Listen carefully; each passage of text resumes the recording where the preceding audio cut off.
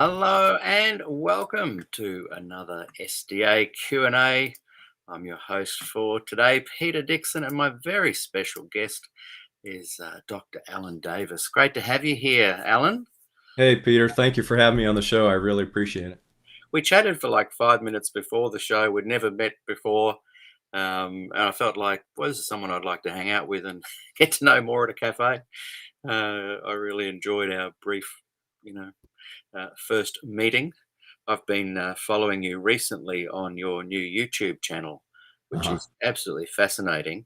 And I'd stumbled across it, and then Dr. Esme Brenner sent an email that connected us both. And I said, "Can I get you on the show next week?" And away all happened within a week. And I was very excited about how fast that came together. Yeah, I'm glad that it worked the way that it did. And the new YouTube channel, it's only been up, well, I guess it's been up for about a month, but I haven't done much with it until about a couple of weeks ago. I did start up a YouTube channel last August on health and wellness. And when I created the second one, I needed to differentiate between the two, have a health and wellness channel, which it focuses on physical, mental, spiritual wellness. But then I realized that not everybody wants to hear some of the more in-depth issues. And the fact that I had been an SDA and that I shifted those gears, I thought in this channel, this new one on theology and faith, that I would explain the background behind that, not only how I got in, how I got out. And, it's been very interesting to say the least in terms of the comments. There have been hundreds and hundreds. I'd say that we're probably approaching 1,000. And I've answered most of them and gotten into a dialogue. So I try to stay engaged with the listeners and the commenters. Not everybody is all that kind. Some Yeah, people, I think there might be a language barrier in some ways, certain cultural implications. If you're serious about something in the US, yeah, you're not smiling, and yeah, so, yeah, but some people, some cultures smile a lot. I remember being in the Pacific Islander area. They smile a lot. Okay, got it. And yeah. so some people think that if you're not smiling, you're angry, and that's not the case at all. No, no, not at all. And I think the interesting thing when you leave the church, which was my experience as well, is you do get attacked from all sides. Yeah, Those that often feel people feel that you've betrayed them by right, leaving. right. And essentially, you're being true to yourself. I interviewed Dr. Esme and Dr. Arthur Branner soon after they left, and they'd been involved with Amazing Facts as well. Right. Often I interview a broad variety of Adventists, former, current, conservative, liberal. Uh, Hmm. but when I interview people that have left the Adventist church, it's usually the more progressive, liberal people who have left. Hmm. You had quite a number of high-profile positions in the Adventist Church on the more conservative arm, Right. and you were saying off air that you toured Australia even just recently, just before all the lockdowns in Hmm. 2018 and 19. I'll get into that a little bit later. Sure. And but before we start, I really want to hear your story. I'm really looking forward to it. How can people find that YouTube channel? What if they just go to YouTube and type in Dr. Alan Davis? What's the actual channel called?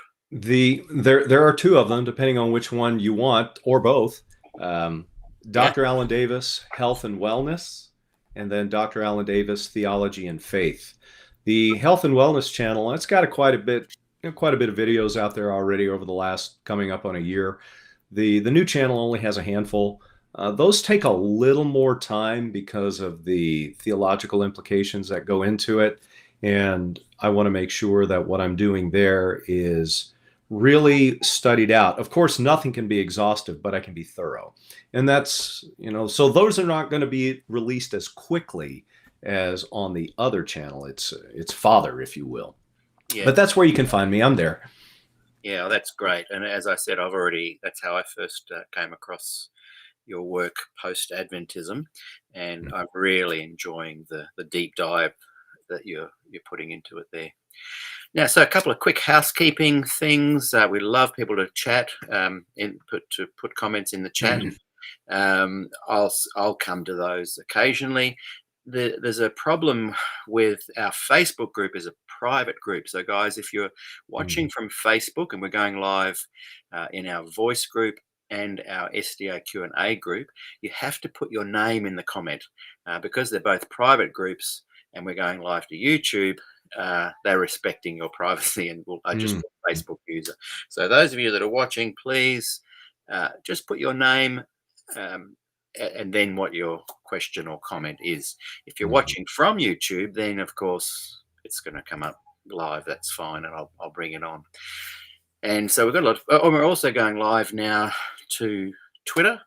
Next week we'll be going live to Instagram and Discord as well, all live at once. So that's exciting.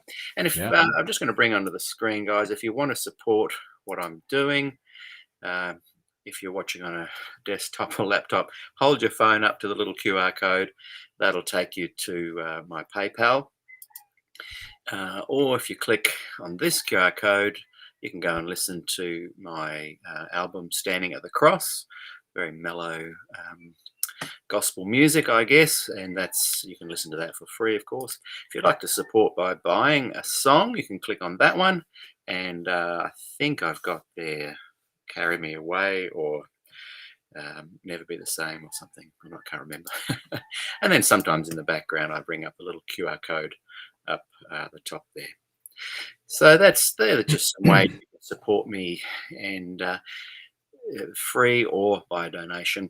And also, if you're on YouTube, please lean forward and click that subscribe button right now. Facebook, YouTube metrics they really go on are like buttons and subscribe buttons, and if you click those, it just means that and it doesn't cost you anything, it just means that the shows get a broader push out there into the world. More people get the opportunity to watch the content.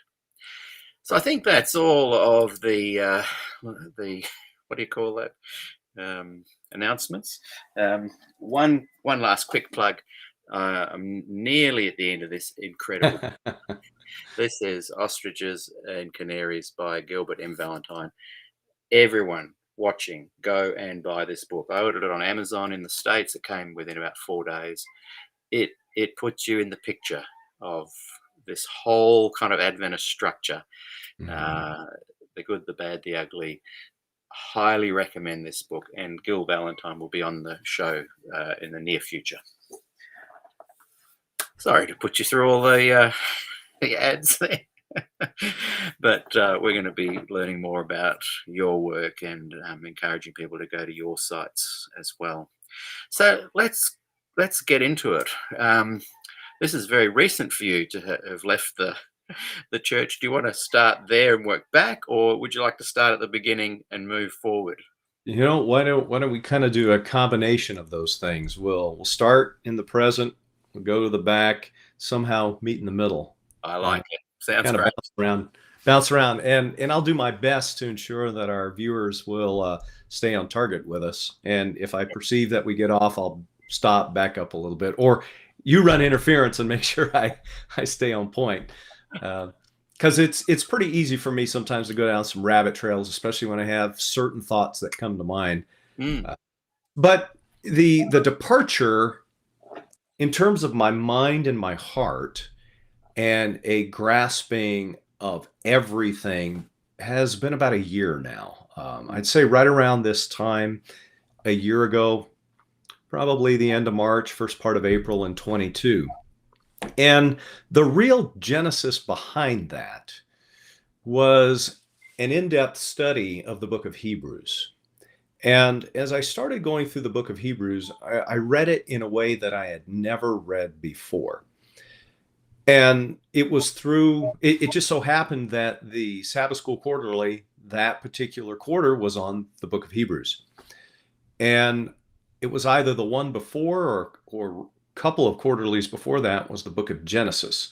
And I started putting some things together in a way that I'd never seen them before, especially in light of the atonement. And the idea of an unfinished atonement was not projecting itself in the text. And I know all the arguments. I've given all the arguments. Well, there's there's the atonement that was finished at the cross, but now it's the antitypical atonement in the most holy place of the heavenly sanctuary. I get it. I understand the arguments. I understand the narrative behind it.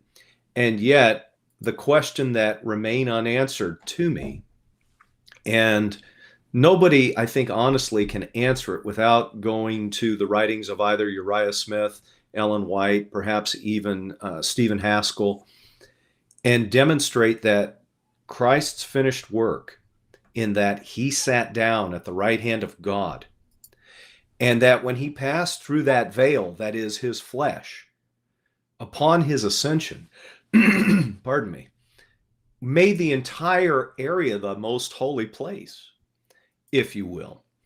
There are no two apartments. The writer of Hebrews, whom I believe was Paul, makes no indication that there was a bifurcation like we see in the Old Testament in terms of how the sanctuary is relegated.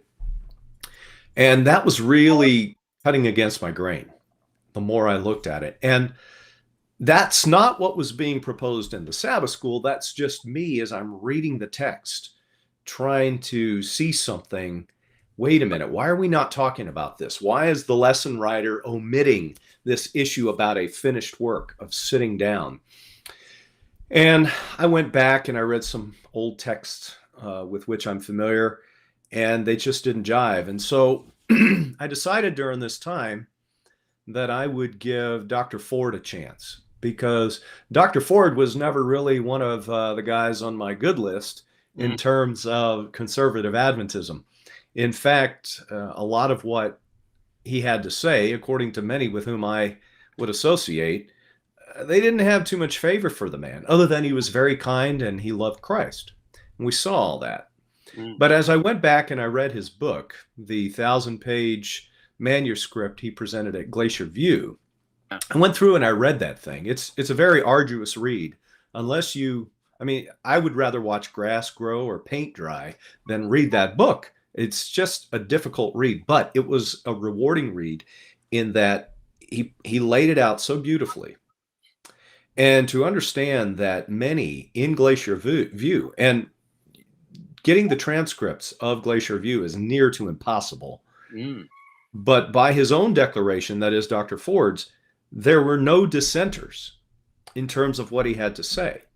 And I have no reason to think that he's being dishonest.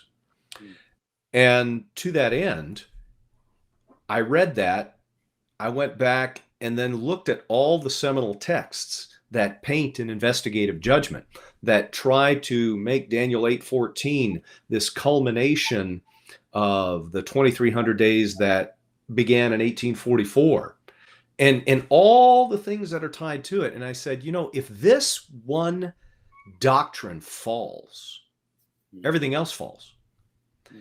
And during that time, it really concerned me. So I began to look at some other texts. As I indicated on my video, I opened up books by Dudley Canwright, Seventh-day Adventism Renounced. It wasn't that I was looking to renounce Adventism. I just wanted to read what Canwright had to say. And, you know, I remember a lot of my associates, they said, oh, you know, you should never read that book. You shouldn't read this book. You shouldn't read that book. And it's almost as if there was a fear, and to a degree that if they could censor these books, they would. So I read Canwright's book. And then I went and I read Steve Daly's book, Ellen White, A Psychobiography. I read Ronald Number's book, A Prophetess of Health. And I began to see this continuous thread. And the continuous thread, well, in addition, I read Walter Ray's book. And I saw this thread. And this continuous thread basically said, something's rotten in Denmark. Not to pick on Denmark, but, you know, it's just a phrase. And as it all came together, I saw no harmony whatsoever. And I thought, well, if the 2,300 days can't be trusted, and the veracity of Sister White in terms of what she borrowed, what was actual, and just her prophetic ministry, if those could not be trusted, what can be trusted? And that was all I needed to start me moving down a path of, all right, let's re-examine everything I thought I believed. and a lot of which I still embrace within the historic Christian faith. And a lot of those Seventh-day Adventists will embrace, and we can look at each other and nod in a north-south direction. But when it comes to the major issues of an investigative judgment, the 2300-day prophecy terminating in 1844, such that it ushered in a second phase of Christ's ministry, I can't buy that. The prophetic nature, such that she is a continuing voice of authority within the church, I can't buy that. I would probably go the same route as Dr. Ford in that she could be used from a counseling standpoint, perhaps a pastoral standpoint, but nothing more. And mind you, I think there are some good things to be read in, for example, Steps to Christ, Thoughts from the Mount of Blessing. Do I need those? No. And I'm currently preparing my next talk for my channel, which will be on the ministry of Ellen White. And I realize that's probably going to get a lot of tempers up, but we're going to talk about it anyway. And that was really what made my exodus. Now, let's go back a little bit. Just a little bit. In 2019, I had a health scare. And I had a health scare, which I explain extensively on my other channel. And that was, I was pre-diabetic. And I was what appeared to be in stage 2, progressing to stage 3 chronic kidney disease. And I couldn't figure out what was going on, especially when I'm following the precise diet that Adventism proclaims. And a lot of people say, well, you know, they don't push a vegetarian or a vegan diet. And I say, au contraire, mon frère, pay attention very carefully. Read those fundamental beliefs and see the direction that it's heading. Moreover, read between the lines in the various and sundry writings of what Sister White had to say. But be that as it may, I was a vegan, really bordering on the line of fruitarian. And I couldn't figure out if I'm doing everything right. I'm eating this Genesis 1:29 diet, the diet I have been told I should be eating as I seek to regain that sinless state. Why am I sick? Why do I feel badly? And why are my thoughts foggy? So long story short, I started looking at some reasons behind this. And without getting into too much detail, I adopted a ketogenic diet. I went high fat, low carb, still vegetarian, no longer vegan, introduced some eggs into my diet, started feeling a lot better. And this is probably the early to mid 2021, 20. And stayed on that diet for, a good long while, started feeling better, but wasn't quite where I needed to be. At my age and my height, I wasn't weighing enough. I felt I was deteriorating, and made the conscious decision a little over a year ago to reintroduce clean meats back into the diet, in particular ruminants, cattle and sheep, in particular cows and sheep. And then I flipped the script because I was paying close attention to Genesis 9 and thought to myself, wait a minute. How is it that we live in a post-diluvian world and the God of heaven and earth would never do anything that would be deleterious to his creation? And he most explicitly said, beloved, I wish above all things that thou mayest prosper and be in health, even as thy soul prospereth. And that's New Testament. Why is it then a diet consisting of ruminant meats, as delineated so clearly in Leviticus 11, 1,000 years after the flood? It was a diet of which Jesus partook and never said anything to the contrary. How could this be deleterious for mankind? Because some old woman from Maine said I was shown? Yeah. I got a serious problem with that. And, to that end, and who herself didn't stay consistent. She vacillated for 32 years from what we know with respect to the issue of meat eating. And it wasn't until she was in Australia and told by a woman who was abhorred by the slaughtering practices of animals that she should probably remove herself from that. And that was the stimulus, the catalyst, if you will. It wasn't about that the meats are bad for you. But of course, her associations with Kellogg moved her more and more into that direction, notwithstanding that she herself was doing that. Other health reformers, Graham, Jackson, and so forth, are not to be discounted in this matter as well. Well, anyway, I say all that. I reintroduced the meat into my diet. I started getting into a strength training regimen. And since that point, I've put on 35 pounds. My body fat percentage has gone up a few points. I'm sitting at about 12 to 13% body fat. And I've never felt better in my life. I'll be 56 in July, and I'm stronger now than I was 30 years ago. In fact, I've never been this strong in the ability to move weight, the ability to have the endurance that I have. I attribute it not only to the training, but I attribute it to the diet, because we live in a post-diluvian world. You know, there is no more firmament as we understood it from Genesis 1 through 3. And even with the modification of diet that God gave after the fall, that was still within this nice biosphere. But after the flood, this planet rocked and rolled during that time period. But I can go on and on and on, and I'll talk more about that probably in the videos on my own channel. But it was that health message, that the change in diet that clarified my thinking, that helped me to see things I'd never seen before, feeling better, having the aches and pains that were, it'll bring you down. Anybody who's had even a little bit of ache and pain, you know how it impacts your thinking and your cognitive processes. Well, and that's the irony of it all, because that's exactly what brought me into the church back in in 1994. Yeah. I lost both of my parents in 1991. They died of lifestyle-related issues. The journey took me to a vegetarian diet, which then was almost like it was laid out on a silver platter to be introduced to Seventh-day Adventism when the Air Force transferred me to Spokane, Washington. And then it progressed to veganism, and within that construct, becoming a member, well, not an official member, but joining the Adventist movement, if you will. It was still a little while before I actually got my document, but going down along that train of thought. But the one thing I didn't embrace, nor did I entertain, was anything having to do with Ellen White, because my issue was, let's learn the Bible. What does the Bible have to say? But I found time and again, people were pushing Ellen White at me. Ellen White. And pardon what I have to say here, but you might find it amusing. Some people might not, but I got to say it anyway. It was after a worship service one Sabbath.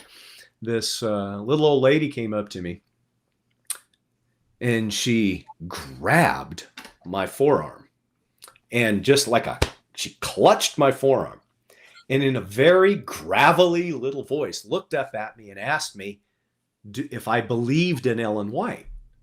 Not if I had read about her or if I had heard about her, but if I believed in Ellen White. And my answer was, well, considering where I was at the time, I looked at her and I said, who the hell is Ellen White? And, that didn't go over too well with some people, but that was my answer, And so if some people take offense to that, I apologize, but I'm being transparent as well. And a few months later, Ellen White was handed me, Steps to Christ, Mount of Blessing, things along those lines. And I would read them. And I found them to be nice, but theologically, I wasn't really looking at them from that perspective. But fast forward to 2012, I started working with Amazing Facts. Well, let me back up just a little bit to that. I began my PhD work in ecclesiology in 2010. And my dissertation chair and also my lead professor told me, if you're going to be a Seventh-day Adventist and a good Seventh-day Adventist, you really need to understand what it is you believe. And I understood what they were telling me. It was, in their minds, it was more than the Bible. You need to read about Ellen White, you need to read Ellen White, and so forth and so on. So I did. I began the painstaking undertaking of reading everything that she had written within her lifetime, plus the posthumous work of Acts of the Apostles. And so I'm not going to call myself an expert. I would say, the late Walter Ray was definitely an expert in terms of her writings, but I have read her. I have coded her work. I've put them in various and sundry themes.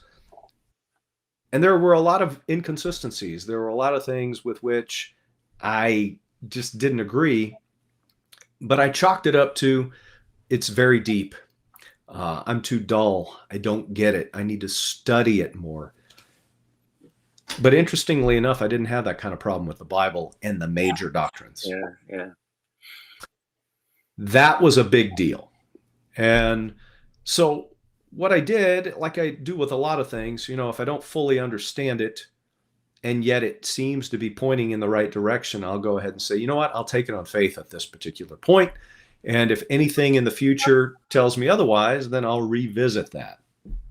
And so I started working at Amazing Facts in the summer of 2012. I was there for about 3 years. Can you just tell us, sorry to interrupt, but can you just tell us how that came about? Because that's quite a leap from someone that's become an Adventist, is doing study, has these views on Ellen White. What led up to that? What sort of skills did you present? Who did you meet? What led to the employment situation? Sure. Yeah, let's back up a little bit. In 2001, I was stationed at Travis Air Force Base in California. It's not too far from the Bay Area.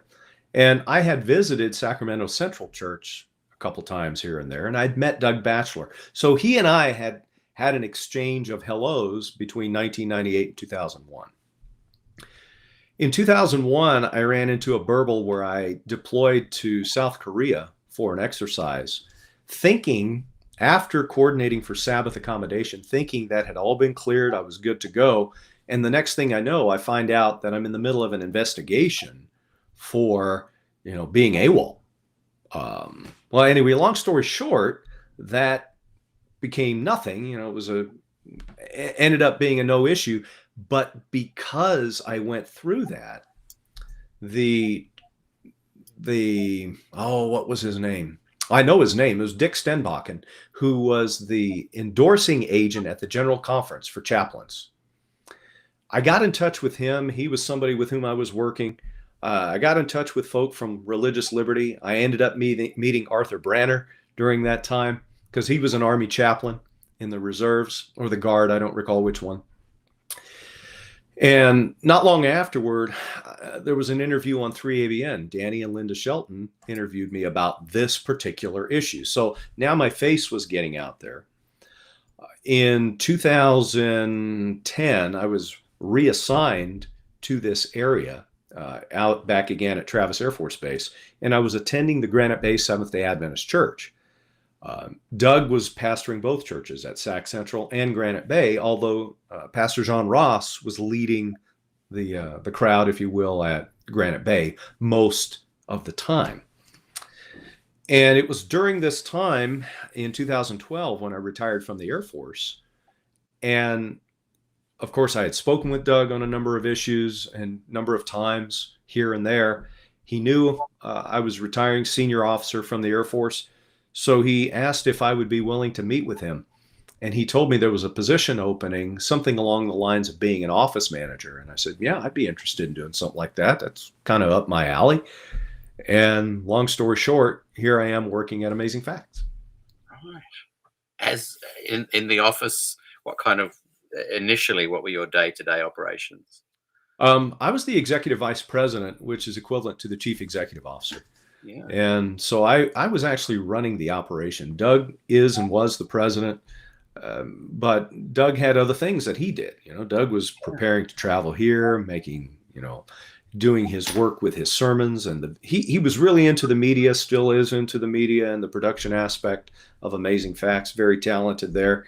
But he hired me to run the business, if you will. He must have seen something in you, like theology aside. It's an incredible business model and an incredible media outlet. So he must have seen something in you that was quite outstanding to offer you that position. Yeah, and I would like to think that was indeed the case. and overall we had a good relationship. There were some things with which we differed, upon which we differed. We didn't agree on everything, and that's okay. My job was to make sure that the trains ran on time, and I kept him out of trouble. Right. And so that was how I saw my responsibility. Can I ask, can I ask While I another was question before yeah. we continue? I've this is a little side theory. We're talking about going down different rabbit holes. This is one of them. Yeah. Uh, a lot of the guys in the independent fundamentalist kind of Adventist ministries movements, they often have links back to Hollywood. Um, Yeah. like Dave Ashrick has links back there with some of his skateboarding years. Right. The guy Torres with his links to Bill Haley and the Comets. Yeah. Doug Batchelor with his mother and father in the industry. Mm-hmm. The guy, is it Wahlberg? I think Steve Steve Wahlberg. Goldberg. Mhm. He had links there somehow as well. And Yeah. Hollywood is kind of a real garden of the carnival, carnival acts. And a lot of these guys are good at the carnival act. They're good at presenting Yeah. entertaining views in a way that just the audience loves listening to. Yeah. Not saying that they're not genuine, but they may have learned some of their skills from that kind of background. So, A, my question is, would you agree with that? Is that possible? And B, do you think that, um, with reference to the authenticity of those beliefs, are they just filling a vacuum and they know they've got some skills, and so therefore they can monetize those skills in Adventism where leadership isn't fully a bit wishy-washy and the people Mhm. want black and white material? So, is there some lack in authenticity there that you've witnessed as you've known some of these guys? So, You know, two-fold question there, I guess. Uh, are they drawing from their Hollywood connections to put on a great show? And B, how authentic is that carnival act? well, Are they that's a just good filling a question. vacuum? It's a good question. It's multifaceted, and I think in the grand scheme of things, there is what I would call a sucking chest wound for leadership in Adventism. In the organizations with which I've been associated, I've only run into a couple people who actually have what I would call good leadership skills. Mm, And a lot of times a void is filled just because somebody has a pulse and can fog a mirror. And I mean, it's just the way that it is. Um, and so a lot of leadership aptitude is absent, and that's putting it mildly. I'll come back to that in a moment. As far as the genuineness, I do think I think some folk are putting on an act. I really do. And I'm not going to poke at anybody, so I neither confirm nor deny. But I will say that some folk are doing this because there's a little bit of money to be made behind it. mm, Uh, and frankly, I've run into some people who do this because they wouldn't be able to function in what I call the real world. yeah. And yet, because they have good speaking skills, they have relatively good critical thinking skills. That doesn't mean they know how to exegete the Bible properly. Proof texts, I mean, you see a lot of that. Adventism and a lot of Christianity is replete with proof texts. And I can ask a series of questions and string some Bible texts together and paint you into a corner to believe a particular thing. And yet, when I read it in its context, that's not what it's saying. Mm, mm, For example, Paul wrote in 1 Corinthians 15, I die daily. And people use that as a way to say, oh, I need to submit my life to Christ on a daily basis. While that principle is correct, that is a misreading of the text mm, in 1 Corinthians 15. That's not what Paul is saying. Paul is saying that his life is in danger on a daily basis because of what he's doing. And it's only by the grace of God and his mercy that he continues to be able to do what he's doing. And if people were to read the Bible in its context, they would see that a little bit more, especially about certain doctrines. But anyway, all that aside, I do think that people's background shape them in a particular way that will make them meet for whatever it is they're doing. And if you have an acting background, well, that's the whole point. What do actors do? They make you believe something that is not true. Now, we can be entertained that way, but I don't think that we should be going to a church to be entertained. And a good actor gets in character. Yes. And they channel whatever it is that they wish to channel. And, you can listen to a lot of the folk from Hollywood talk about how they do that very thing in preparation for a role. Well, how's that any different with some of these big speakers? And I'll give you a good case in point. Joel Osteen. Yes. All right. He is the quintessential example of getting in a role, an actor, a character. And I don't see any genuineness behind what he does. Does that same paradigm fit into the Adventist mold and what we see amongst the various and sundry ministries? Yeah, I believe it does. Again, I have my opinions. I'm not going to share those because I think that would be inappropriate and probably disrespectful. And just because we're talking about amazing facts doesn't mean we take away and say, well, Alan said that Doug is an actor and he's putting on a show. I'm not saying that whatsoever. No. What I am saying is that is present within Seventh-day Adventism. And now let's go back to this idea. It's what our background often is that prepares us for certain things. Well, I found that oftentimes people who get into ministry, even though they want to be in ministry, they say, I believe God is calling me to be a pastor. I see a lot of people, they shouldn't be pastors. They might be a good preacher, but they shouldn't be a pastor. They've got the personality of a rock. And that's not what people need in a pastor, perhaps in a preacher. And so what often is lacking in terms of formal training is that of leadership in the Adventist church. Well, I spent 27 years in the U.S. Air Force, 23 of which were active duty. I mean, that's we live, eat, breathe leadership. We are not only trained, but we are taught repeatedly, always given little microcosms, little vignettes, opportunities to look what you should do, what you shouldn't do, and what would go wrong if you did it this way, what would go right if you did it that way or didn't do it that way. So there's always a 4-factor analysis that goes into it. And I think Doug saw that. He knew that I would bring that to bear in helping run the business at Amazing Facts, because frankly, it's a business. It is. Yeah. And anybody who wants to say contrary-wise, they have no idea what they're talking about. It is a 501c3 entity focused on ministry, global, worldwide ministry. And what they do extremely well. He has the biggest stage and the biggest microphone in the business. Yeah. And I would suggest that more effective than the Ted Wilson GC machine. Oh, yeah, absolutely. Yeah. If you were to ask anybody who carries more weight, Doug Batchelor or Ted Wilson, hands down, Doug Batchelor. Yeah. Hands down. Yeah. And so, and I'm going to tell you, if you guys don't know him personally, he's a crazy smart guy. He is smart. He's no dummy. He's not only smart in terms of applying the intelligence, he's highly intelligent. Yeah. And I think a lot of times because he acts a little goofy and he has some self-deprecating things that he says, he kind of comes across as very, just your average dude. Yeah. He's not your average dude. I'm just telling you that right now.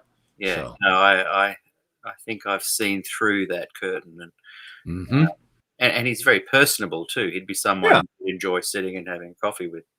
Yeah. Yeah. Yeah, and he does. I think what I've noticed in my involvement for 30 years in the entertainment industry, as I mentioned off air, was a full-time musician until lockdown.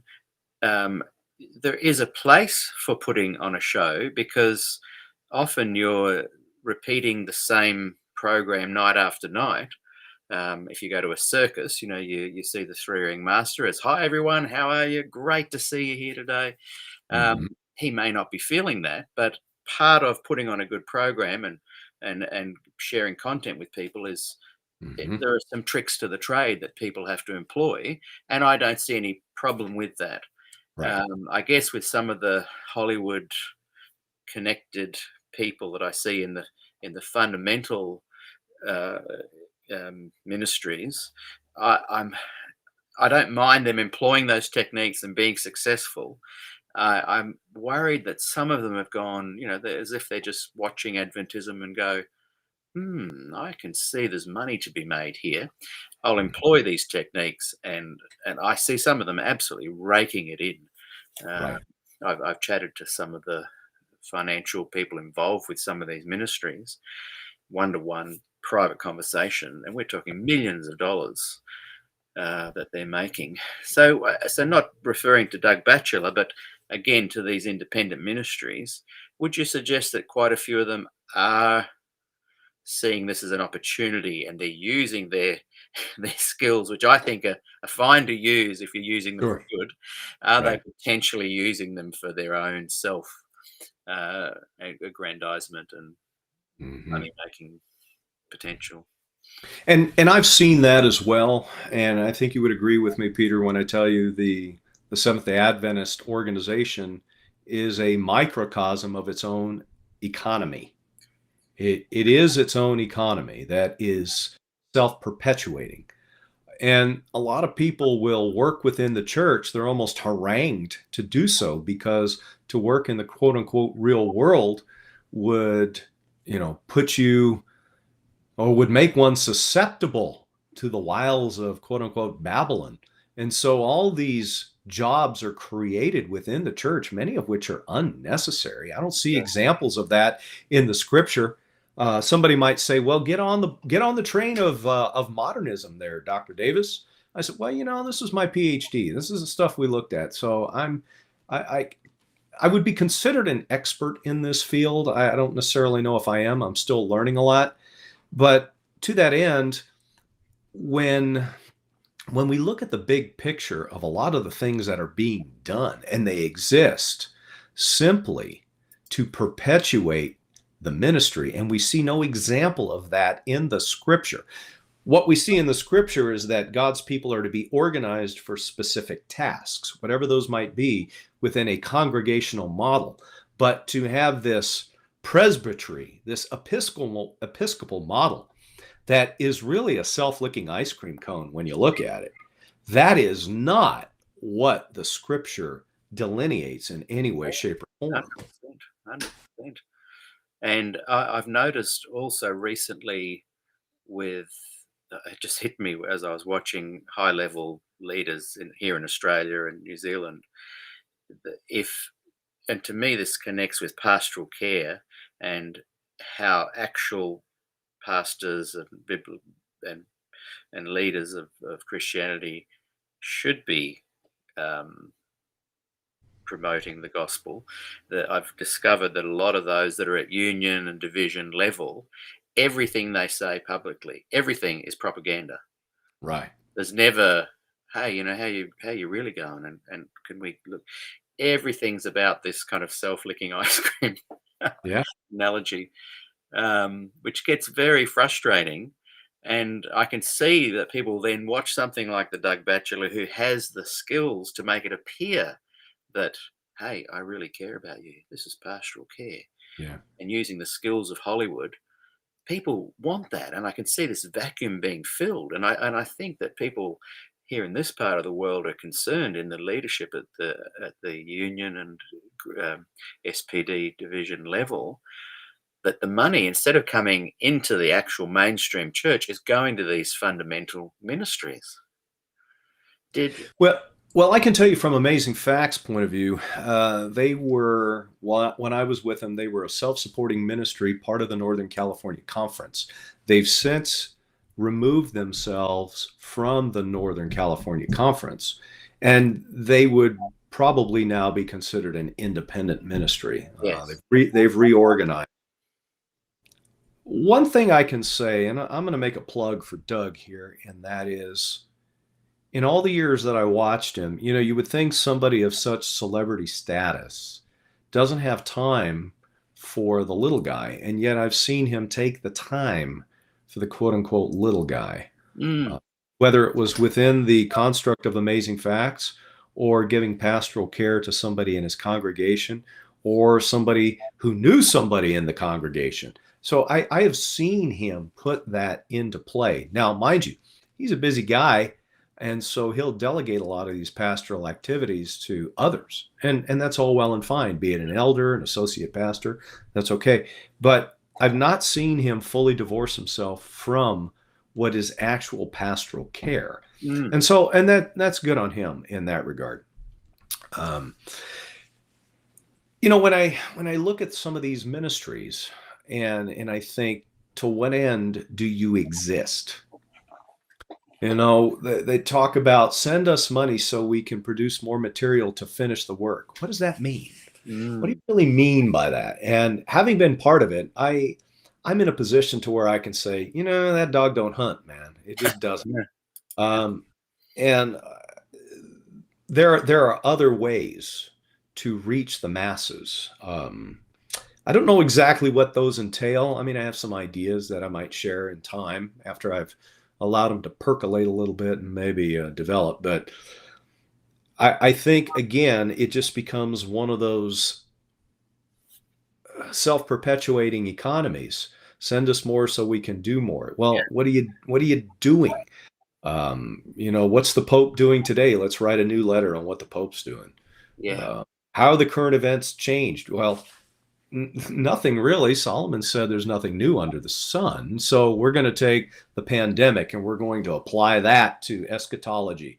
You know, 20 years ago, we applied Y2K to eschatology, or whatever the case might have been. You know, pick your generation, pick your time, and pick your poison. But it's the same stuff, different day, different week, different month, different year. Now, how are we supposed to look at that? Well, I don't want to necessarily go down this rabbit trail too far, but I know as an Adventist, I did, and others still do. They get hung up on Matthew 24, for example. So the disciples come to Jesus, and they specifically want to know, what are going to be the signs of the end of the world and the sign of your coming? And so he gives this long discourse that takes up most of the chapter. And a lot of people really just stop reading there, and they don't make an attempt, again, from a biblical contextual standpoint, because chapters and verses get in the way of reading it, of what's really being said. But Jesus finishes his discourse, and then he gives 4 parables. He gives a parable of the faithful or an unfaithful steward, gives the parable of the virgins, the parable of the talents, and then the sheep and the goats.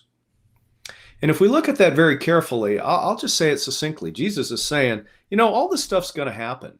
But if you pay too much attention to it, you're going to lose sight of what's actually important. And here's what's important. Be a faithful steward.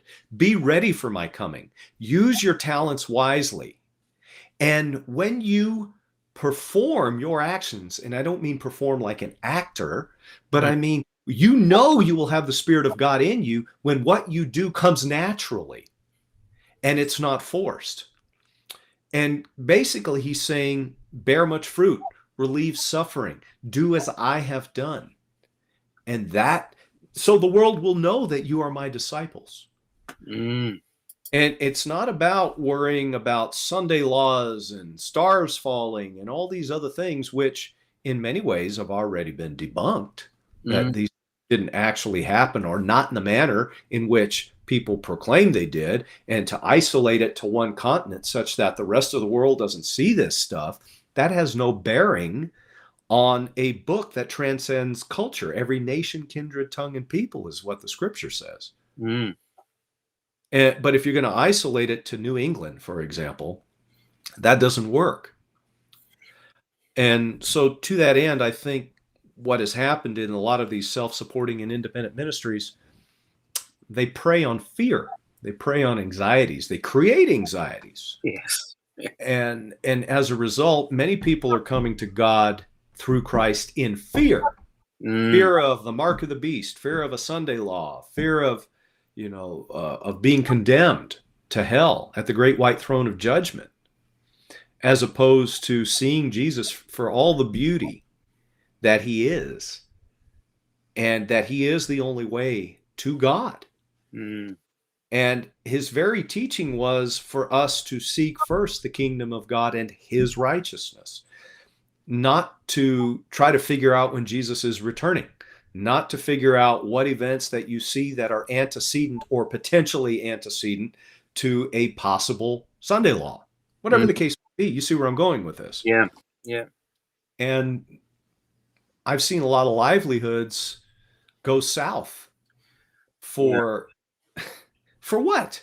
So somebody else can, have a very nice lucrative lifestyle. When I worked at Amazing Facts, I was making $120,000 a year. Mm. That's a lot of money. Yeah. That's good money. How much was that again? It just cut out as you said that. It was I made $120,000 a year when I was at Yeah. Amazing. US Yeah, dollars. U.S. dollars. That's Good about money. 180 Australian, maybe something Yeah. like that. Yeah. And Very, that was salary plus any and other bennies that came along with it, yeah. locality pay, being in Northern California. Yeah. So, Yeah. Look, thank you for that. Look, we had that little side discussion there as you were getting into how you'd started at Amazing Facts, but that was absolutely fascinating.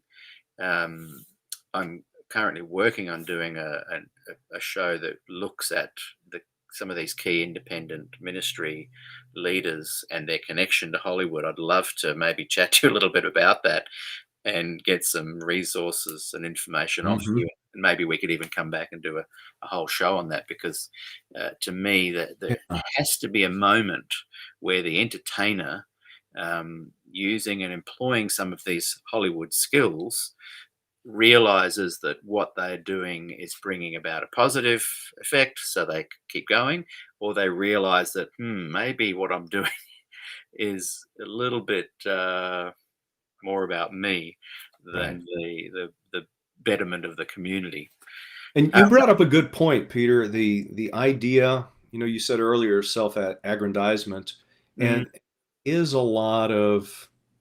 I don't think it begins this way. I don't think that's the desire, but a lot of times through mission creep, if you will, it ends up there, and that is the focus is on self, and through various and sundry ways, especially those who know how to work it with their yes, tongue, yeah, it becomes a form of manipulation yeah, and even mesmerism, to the point where people are opening their wallets and then they leave and they go, what the heck did I just do? yeah, It happens, and you know this. yeah, And I'm not one to say that no, you shouldn't give money to a good cause, but you better think about it, not based on your heartstrings, or exactly. you need to step back. It's like buying a car. Go there, figure out what you want, sleep on it, think about it, do all the number crunching. Does this make sense? Mhm, And then go back. In the same way, before you give to any cause, don't just give because somebody gave an emotional appeal. It's like mhm, the other day. I don't know if you saw the video I did regarding, and it was an off the cuff video about Elder Wilson giving a talk at Granite Bay SDA just this past weekend. mm, He had those people eating out of the palms of of his hand, yeah, and he made an appeal such that he invited everybody to stand. Well, you're going to stand. If you yeah, don't, you're yeah, going contrary to where he thinks everything should be mm, going. And then he asked everybody to raise their right hand. And I make a comment in that video. My mother grew up in Nazi Germany, and I remember the stories she told me. And yeah, I'm thinking, oh my goodness, this is like a one-to-one correlation. That's yeah, very frightening in terms of how people will manipulate yes, the masses, yeah. and it's just a bunch of mindless automatons at And, times. and Not often, always, but and sometimes. often it's the pious, supposed good people that are Yeah. doing it. I've found in some of the work I've done with music and um, podcasts, there is a moment that you may have gotten to, you, in my case, not expecting to or planning to, where you just know if you suddenly shifted gears and employed some of these Hollywood techniques, um, you would have a massive response. You'd be able to mesmerize, and I've purposely shut that down for me personally. And I Mm. just know, being in the business, that these guys come to that moment. There's that moment where everybody's on side, and Hmm. that's the moment that they Why do purposely you think the piano player comes in the last music 2 minutes comes of in, the sermon, right? and Lord, we beseech you. We Yeah, feel your presence yeah, here yeah, now, O Lord. And yeah, it really annoys me. yeah. Hey, just a quick aside, I'm just going to bring up, this was Gillian Ford, Des's wife. She just wrote, no one's commenting. Like, I've noticed there's lots of comments on the side, but not Oh, coming. is Or, Dr. Ford's wife up? yeah, that's Gillian's comment just Oh, there. And that's so she's great. having I wish I me. could have met your husband, Jillian. That would have been great. Yeah.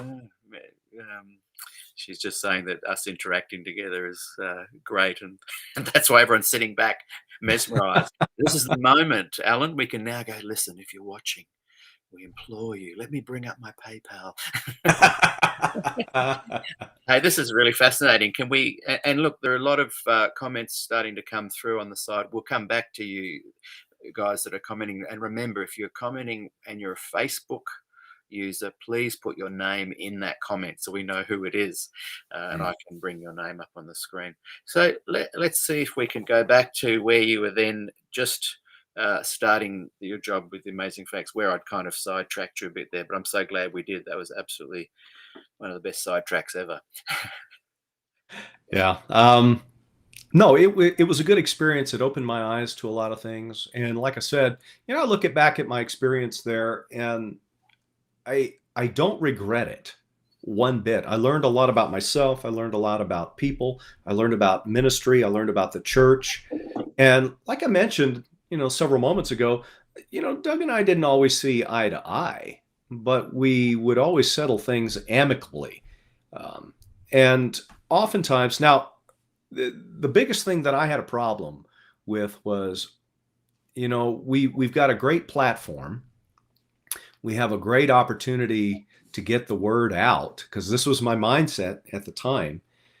And we should really be focusing our monies on getting out the message and not spending an inordinate amount of time raising money for this major building project, which has now come to fruition. They have a very nice, building there up on the highest point in that part of Placer County at Granite Bay. And it's a jewel. It is. I'm not going to lie. It looks like some 10-carat diamond ring. Mm, And but I asked myself, at what cost to what end, right? exactly. And I think that it could have been done differently, probably with more responsibility than what was actually done. But that's my opinion. I'm not saying what he did was wrong. I'm not saying he shouldn't have. No. What I'm saying is I just didn't agree with it. It's just not my style to be ostentatious, if you will. And I find that to be a little ostentatious. And that's just my personal opinion. That's not a jab at Doug. It's not a jab at Amazing Facts or Granite Bay. It's just I don't agree with it. That's simply what it is. Mm, So I parted ways with Amazing Facts in the spring of 2015 because I got a call from Dr. Neil Nedley. He needed me to come up to Weimar and run the college for him mm, as the VP of Academic Affairs. And I'm an academic, and at the same time, I tend to be a problem solver, strategically and tactically, and fix a lot of things that are broken. In fact, when I was in the Air Force, I was often hired from job to job to fix things because they were broken. And mm. so that's kind of my natural bent. And the aim at the time, and this was an interesting pickle to tell you, to say the least, and that was Weimar was seeking accreditation academically with the Western Association of Schools and Colleges. And it had been stalled in the quagmire for years. And, some of the more conservative folk didn't want accreditation because of early Adventism and some of the pioneer writings and so forth. And they saw that it was stuck in the muck because God didn't want it that way. And I often thought, God's got bigger fish to fry than worrying about accreditation at Weimar. So Neil asked me to come up and start moving in that direction, and that's what I did. I helped the college achieve candidacy in very short time, which positioned it to achieve full accreditation 2 years following. While there, I spent a lot of time. I'm just thinking right now, a significant amount of time in the classroom teaching leadership, mathematics, theology. My wife calls me a Renaissance man because I have disciplines in many different fields academically. Plus, I fly airplanes, so I do that too. And after about 2 years into it, there was some movement afoot, and I even saw somebody on Facebook. One of the users said, "Ask me about my views on the Trinity." So that was really what kind of paved the path to leave Weimar. I had gotten into a Facebook discussion in April of 17, didn't know who it was I was talking to. And somebody I don't remember the exact question. I think it had something to do with the word begotten. And so I answered the question in such a way that I basically showed my hand, which I didn't think was going to be that big of a deal anyway, of understanding a non-Trinitarian position in terms of how I understand God. In other words, what I mean by that is that I don't believe there are three persons to one God, or I don't believe there are three gods in one person. I do not believe collectivism. I do not believe modalism. I don't believe tritheism. I don't believe any of those. I believe monotheism. And I've spoken extensively on that, won't get into it now. But the point of the matter is that went contrary to the fundamental beliefs and the stance that several at Weimar had taken. They didn't like the idea that I was not calling Jesus, for example, God the Son, which is what the fundamental beliefs say. And, I'm not too interested in what people think or don't think about that matter. The point of the matter is, I said, well, nowhere in the scripture do we find that. He's the Son of God. Moreover, we don't find God the Spirit, we find the Spirit of God. And so because I used that kind of language and I saw the idea of God not unlike the pioneers in Adventism did, moreover the Christian connection. Now, mind you, I'm going to clear this up right now so people don't go run roughshod on this, is I believe Jesus is divine. I believe he's eternal. I believe he is, I don't believe in Arianism or semi-Arianism, for those of you who understand those theological terms. So, if you think that's the path that I'm going, think again. That's not what I think. But I do believe when the scripture speaks of God, it speaks of Jehovah. When it speaks of the Son of God, it speaks unequivocally of Jesus. And there is a relationship there that has been for eternity. Whatever that means, I have no idea. None of us can grasp the abstract concept of eternity. We can barely understand the time in which we live, much less the eternal. Yeah. I do know that it's a topological space, though, because I am a mathematician, and that it is a countably infinite space. But how big is it? I don't know. But to that end, it's not that important. That got people's knickers in a knot, and we thought we kind of had it under wraps, and people said, okay, we understand that you think Jesus is divine. That's cool. Good. You don't think he's a created being? No, I don't. I was doing a talk in Chicago, Illinois in the summer of that year, in July, and somebody came up to me afterward and asked me a question. They said, I was listening to your language, and are you a non-Trinitarian? And I said, well, yeah. It was just a one-on-one conversation. And this person asked me what I thought about a particular individual's ministry and what I thought about what he said. I said, well, this individual's a friend of mine.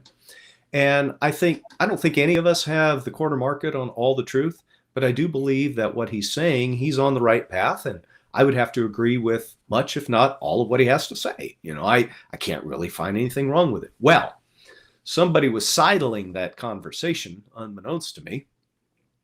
And that person sent an email to the chairman of the board at Weimar. Right. Well, you can see where that one's going. They Yeah. think, we've shut Davis up. Yeah. you know, and they did. I'm not speaking about anything formally. It just so happened that somebody happened to come into a conversation where somebody wanted to get my thoughts on the matter. Anyway, all that said, I found that liberty of conscience was not acceptable. Yeah. Yeah. And so what ended up happening is the chaplain at Weimar wanted to implement that everybody sign a statement of belief, Right. which essentially were the 28 fundamental beliefs. Well, if you read the first, the preamble of the 28, they are subject to change as the General Conference deems it necessary, right? My retort was, why do we need a statement of faith when everybody who works here has to be a Seventh-day Adventist in good standing? Doesn't that right there deal with the matter? We're not an ecumenical or any kind of an independent ministry school. Well, he was able to convince the board that that was the direction we needed to go. And really, it was the means whereby I was going to exit. And that's all well and good. And so I was, people pled with me, oh, just sign it. Who cares what you really, no. For the sake of conscience, I cannot sign that. And so I did not, and I chose to resign my position vice signing something with which I did not agree. I was told upon leaving Weimar, and this is how they play with your mind, or think they can play with your mind. One individual told me, I just simply don't see how you're going to be able to work for God as a flight instructor. And because that was what I had chosen to do. I knew I could go do that and, just get my civilian tickets back up to speed and I'd be good to go. That form of manipulation, that form of spiritual abuse was just woefully inappropriate. Yeah, I agree. Can I bring in a question from the audience, because it's pertaining to what we're talking about? And it's actually one I was just going to ask you. In a lot of the interviews I've done with lots of scholars, academics, and pastors who remain in the church, they took the advice of, look, just sign it anyway, whether it's an actual form or particularly post-Glacier View, just put your head in and continue an Adventist. Some people like yourself, myself, regardless of income, whatever, there's just something that you cannot sign that bit of paper. Right. And no judgment on those that have stayed, even though they've been confronted with the exact same things that you and I are talking about. So I'll ask my question and then I'll bring up the one that's in the comments. What are your thoughts on that? Why do some people go, you're on your 180K Australian dollars a year, too bad. I'm gonna not sign up for this, and you leave. Right. And again, no judgment on those that stay. There's plenty of good reasons to stay, but I'm just interested in your perspective of why some do and why some don't. Well, I know from my own personal perspective, money was not tying me to the organization in any way. I have a decent Air Force retirement. Can't complain. So that's my pension.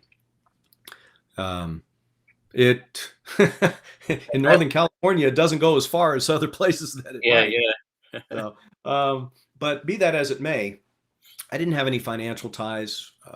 There was nothing holding me back in that regard. There were no familial considerations. It's not like I was a fifth generation Adventist, such as yourself, that could potentially make me think twice about doing things like that. And it all boils down to one thing. It's called integrity. And there was no way I was going to go contrary to principle. If this is what I said I believe, and then a statement of faith comes out, and I just sign it simply because I want to keep this job, what does that say of me? What does that say in terms of how I will deal with more pressing matters in the future? Let me give you a case in point. And this is something recent. And I know people are going to have differing opinions, and that's okay. We're allowed to have opinions. We're allowed to talk about them, and we're allowed to agree to disagree. But what did the church do, that is the GCSDA, do during the pandemic? With respect to the wearing of masks when the science didn't support it, with the respect to the vaccines when the science didn't support it. And a lot of the sheeple just did what the leadership told them to do. You tell me how that's any different than accepting the mark of the beast of Revelation 13. Or at least, because if you don't pass the small tests, you're not going to pass the big one. It's just not going to happen. And again, I understand people have different reasons for the things that they do. I totally get it. I'm not poking at you. But what I am saying is that it could be the church, it could be the government, doesn't matter. They're always going to push to see how far they can get you to go. Right? Just a quick aside there. Gail Webster. I love this one. Who is Alan Day? And you're looking at it. Gail, this is welcome to the show, and this is Alan. And Alan has previously been a former VP for Amazing Facts, which I know is one of your favorite shows. So this is we're listening to his story and how he has left Adventism. So if you've missed a lot of the program, go back and watch it. Now you may have already answered this. I love the term sheeple. That's a good one. I think I've heard it before. For some reason, it made me laugh. Jim Fitzsimmons. Hi, Jim. Thanks for watching. I have no doubts that the good doctor is sincere and helpfully thought-provoking. Thanks, Jim. That's great. So this person, and it's Tamir Kukoija, I think. Tell me if I'm getting that pronunciation wrong. Couldn't you have pursued your convictions without leaving Adventism? There are many Adventists, including pastors, who would disagree with much of traditional Adventism, but they have decided to stay within the church. Is your step a matter of principle, or did you do it for some other reasons? You've kind of answered that, but there's a really good sub part of that question. And a lot of people said this about me, that they felt betrayed that I'd left, whereas I felt I was following my convictions and being true to myself. But they were sort of saying, well, if you'd stayed, maybe you could have brought about some positive changes within it. And lots of people I've spoken to that have stayed say that that's why they're staying. So a couple of things there to unpack. What are your thoughts? It's been my experience that people want you to go with your convictions and your principles until it's contrary to their opinion. And that's been my experience without equivocation. And so I am a man of principle in that light. I'm not going to go contrary. If my gut tells me no, I'm just not going to do it. I'll be very cautious. And I tend to approach things now with cautious optimism. And given a lot of the experiences I've had, I have to do that. I've always been a glass half empty kind of guy. I still remain that way. Some people think I might have some animus towards the church. Let me be honest with you. Yeah, there's a little bit of animus there, but not the people, okay? Just the idea of some of the tactics employed, some of the things that folk in power know are not correct. I would encourage everybody watching, if you've not done so, go back and watch this interview from, I want to say it was 1981, on the John Ankerberg show with Walter Ray and Des Ford. Brilliant. Wow. Let me tell you what, that is amazing. If you've not seen that, it's worth the hour and a half of your time, whatever the entire thing is, this interview. These men These men, and this is addressing this lady's question, how about try to do something inside? Ray and Ford tried. Ford stayed with the system, kind of, sort of, in a roundabout way. He was disfellowshipped. I was disfellowshipped in 2017 because of my views on the nature of God, this non-Trinitarian position. Be that as it may, but I didn't leave Adventism in my heart and my mind. They just said, you can no longer be a member on paper. Fine, I don't care about that. They disfellowshipped Des Ford. He continued to embrace and try to change hearts and minds about Adventism. And yet, if I'm quoting him correctly, he was shy about attending their meetings because he could not get on board with everything they believed. Walter Ray separated entirely. And they tried reform, and they got nothing but pushback, even though they were told, yeah, you'll get your day in court. You'll get to say what you need to say because we think what you have is valuable. And they were just being played. And so what was the answer? The answer was in the 1980 GC, Ellen White was added as a fundamental belief. Never used to be that way. Why? Because Ray's poking at her. Dr. Ford was saying she shouldn't be elevated to the level of prophet. Pastoral counsel at best. Right? Now, we'll teach you. So what does Neil Wilson do? You can't tell me in those smoke-filled rooms that issue didn't arise. And now it becomes fundamental belief number 17 at the time. Now it's number 18. That she is a continuing and authoritative voice. Wow. Now there's no longer an option. If you've signed on the dotted line as a Seventh-day Adventist, you better get on the Ellen White train, because if you're not, then you can't be in our club. And a lot of people want to say, well, I don't really believe in Ellen White. I don't do this kind of stuff. Well, then you don't understand your fundamental beliefs. And if you're going to take her as a prophetic voice, then you must take everything. You can't pick and choose. She said that herself. You can't cherry pick. You must. It's either all accepted or all rejected. There's no middle ground. Well, the minute you start playing that fascist game, I have a problem, to be totally honest. So, and it's interesting too that was added post-Glacier View to the fundamentals, right? And yet, when people analyze and look back on the pre-Glacier View lead-up, in their minds, they're thinking that that's already a statement within the Adventist Church, and so it colours how they view what Des was talking about. Right. Whereas he was really speaking in a way that, prior to that being added to the fundamentals, it was more okay to kind of raise some of these questions, right? Particularly post QOD. Right. Another quick question we'll just bring in there, which you again have kind of answered. This is Jasper Perdido Corpez. Maybe getting that wrong again, Jasper. Shoot me a message, because you often do raise some great questions, and I feel like I'm failing in pronunciation of your name. Did you find it hard to discard Ellen White after you had delved so much in her writings yourself?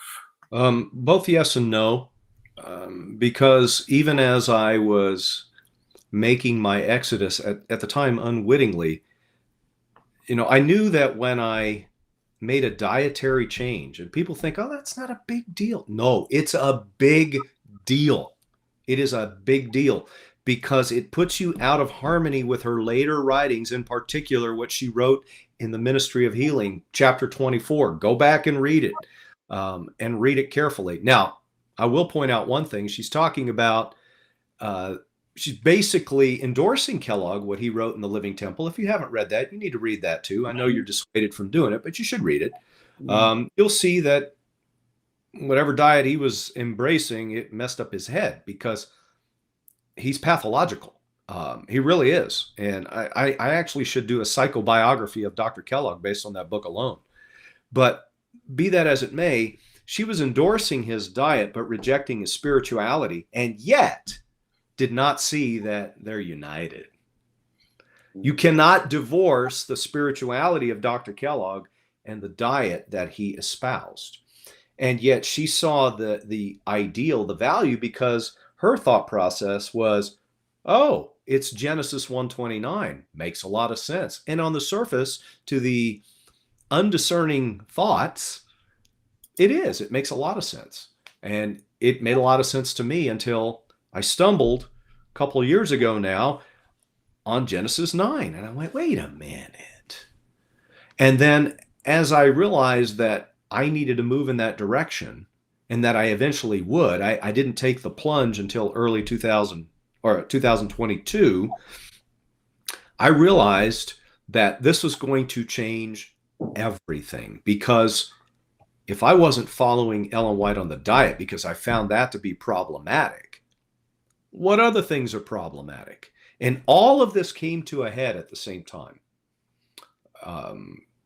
The study of Hebrews, the reading of Des Ford's book, the reading of Walter Ray's book, Canwright's book, Numbers' book, Daly's book, all of that came to head at the same time. What year was that? Just give us the time frame where it came to a head. 2022, January through March 2022. Yeah. And I realized the beauty of some of the things she wrote, notwithstanding, I asked myself a question. How often can a purported prophet be in error and still be considered a prophet? Once? Thrice? 10 times? What is it? What's the answer? And I realized once. That's it. If you're wrong once in a prediction, in a way of interpreting the scripture, and that was another thing that got me. She tends to be the final arbiter of what the scripture says. So if people are trying to determine what a particular passage of scripture says, in particular the last half of Deuteronomy 14, after the dietary laws are recapitulated, she's silent on that. The Adventist commentaries are silent on that. And so I was talking to a group of men a handful of years ago saying, what does this mean? What does it say? And the first thing out of somebody's mouth was, well, what does Ellen White have to say about it? And I said, nothing. She has nothing to say about it. I can't find it, and I've looked arduously. Anybody else have an idea? Nobody had an idea. And so you can see that the frame of mind is, especially within conservative circles where I played, it's Ellen. What does Ellen White say? Does the Bible agree with does your interpretation of what you think the Bible says agree with what Ellen White wrote? 99 times out of 100, that's what it comes down to. And all it takes, and here's the thing, I could easily write something, and I'm not being flippant, I'm not being glib, but I could easily write something and say, I was shown blah, blah, blah, blah, blah, blah, blah, blah, blah. You going to debate me? How do you know that I wasn't? Yeah. If it sounds good and it kind of agrees with the scripture and you really can't find any holes in it, how do you know that I haven't just fed you a little bit of what I want you to read, and I'm going to bring you down the primrose path? Therein lies the rub for me, friends. And that's why I could not, I had to either, like she said, accept it all or reject it all. So I chose the latter, to reject it all, because I don't have to reject the Bible. And the Bible to me is clear about what it wants for me, for my life. What is the testimony of Jesus? It's quite clear. The testimony is that I would be hidden in him, completely crucified in him, is what God would want through Christ, so that I might relieve suffering. Pure religion and undefiled before God the Father is this, right? James 1:27. To visit the fatherless and the widows in their affliction, and to keep himself unspotted from the world. That's true religion, right? Relieving of suffering. Yes, when you look at it that way and you see that the Bible completely encapsulates all the teachings you need, when the Ellen White claim is that she is reflecting people back to the Bible. It's ironic that it's not until you actually move her out of the picture that the Bible actually becomes more of a simple read, and the concepts are much more easy to understand. Right. What are your thoughts on the 1844 experience, where with the, in my humble opinion, it's clearly reverse engineering? There's something didn't happen we thought was going to happen. How can we from now on make it seem like something did happen? That what are your Right. thoughts on Right. that? I'd love to hear your articulation on those events. Oh, I would agree with you 100%. The issue about 1844, nothing happening, and then the following morning. See, I believe Brother Edson was delirious. He was greatly saddened by what didn't happen, got little, if any, sleep whatsoever. And he and Orel Crozier are walking through a field together, and he has this vision. And personally, and he later refuted it. The whole thing that he saw, said that wasn't indeed the case. Go back and read the story of Edson. He left Adventism. Crozier left Adventism. Yeah, interesting. These early men did, and I personally think that he was delirious from lack of sleep. And the beginning of the 2300 days has an incorrect milestone anyway. For example, we use the 7th year of Artaxerxes, but that reckoning that people use to arrive at 457 BC is using Western reckoning and not Eastern reckoning. You must consider the year of ascension to the throne, which would then put it in 458. Yes. Of when he came to the throne. All right, so right there, I've just screwed up your timeline. Yeah. Now what are you going to do with it? I sent that to the BRI back in 2007. I was deployed to Kyrgyzstan, out the former Soviet Republic of Kyrgyzstan, back in 2007, and I had done a write-up of how this doesn't seem right. There's no harmony in terms of history and this 2300 days. I had not yet read Dr. Ford's 1844 and the Investigative Judgment, which destroys the year-day principle anyway. But in this particular case, even employing the year-day principle doesn't bring you to 1844. At best, it brings you to 1843. And then there are numerous other issues that go along with it, especially if you bring in the 490 beginning at the same point. I don't necessarily have a problem with that. Even then, though, you cannot say that it ends in AD 34 because nothing happened in AD 34. Moreover, you cannot find, quote unquote, the Passover to have been on a Friday in AD 31. Try as you may, you cannot find that. It doesn't work. And not to mention, let's go back to 1844, this made-up nonsense of the Karaite Jewish calendar. Yes. When the actual Day of Atonement was 3 weeks prior. Yeah.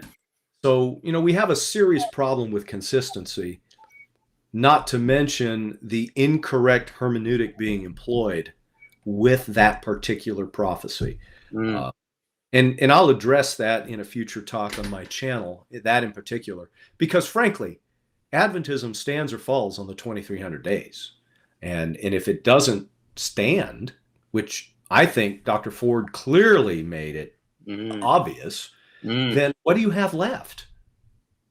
You have a false premise, irrespective of airtight logic. You will always have a false conclusion. Exactly. And so what falls into these 7 pillars of Adventism? The Sabbath, but I still believe in the Sabbath. I do. I have not removed myself from that. People who say, oh, you've left the Sabbath too. No, go watch my video on that. When God said, remember, it's on there. You'll see what I think about that. So I believe that. Now, some people might say, well, under the New Testament, we can talk about that. And I think we can agree to disagree, or we can have harmony. But, you have the Sabbath, you have the sanctuary, you have the second coming, right? You have the state of the dead. 7 basic pillars of Seventh-day Adventism. But that center pole is the 2300 A prophecy, which ushers in the sanctuary and the investigative judgment. If that falls, for whatever reason, then the rest of the denomination, irrespective that there are truths, the denomination goes away. Yeah. It cannot stand. And I believe, I wish I could have talked to Des Ford about this. I believe that was an inner struggle with him as well. I can't help but think that it had to have been. And Gillian might be able to write in the Yeah, I'd really be interested in hearing what his perspective was in that light, because the seminal doctrine does not hold any water with probably the most prominent theologian of the latter half of the 20th century, and yet the denomination continues on. I think reform could have been made and say, you know what? We need to rethink this. I think we can stay together as an organization, as a denomination, but we're going to have to repackage this. So I think that could have happened, but as we say in the flying world, we are way past refusal speed at this point. You're going. I think they had that chance 43 years ago at Glacier View. I think they did. Yeah, I think they did. And they've blown it. When I interviewed Dr. William Johnson, and sadly he's passed on, and I really enjoyed my conversation with him. And this is not a criticism of him. He, when I asked him, did he believe something happened that night on 1844 supernaturally or in heaven, there was a very long pause. And he has been on record in other places that, his view is in that regard is more in alignment with Des Ford's. And so I later on in the interview said, so can you still be an Adventist, do you think, if you don't believe in that, the 2300 days, the 1844? And he was, oh, yes, of course. And that's where I constantly come back to. I struggle with of course, you can, when something is so clearly decimated the very foundation of Adventist uniqueness. So yes, you can keep going as an interesting subcultural thing, or as a movement, or as something that, as Norm Young has said, was providential. And then people then go, we've got the hospitals and schools and health message, and they like to wheel out those old barrows. But I don't know, it still has a rub with me that if that fundamental, most unique teaching of Adventism is done away with, why do people seem to so easily be able to say, oh, well, I can still be happily a member? Right. And, it's interesting that the SDA eschatological position hangs on the writings of one man, essentially one man, and that's Uriah Smith. Right? Thoughts on Daniel and the Revelation. And I have a copy of an unedited book of that particular writing. Wow. And it forms the basis of everything the denomination believes in terms of end-time events. How to interpret Daniel 7, how to interpret Revelation 13. And, it's interesting. He spends 100 pages in that book, maybe a few more, explaining how the second beast of Revelation 13 is the United States. And he gives very little to the others because those are obvious.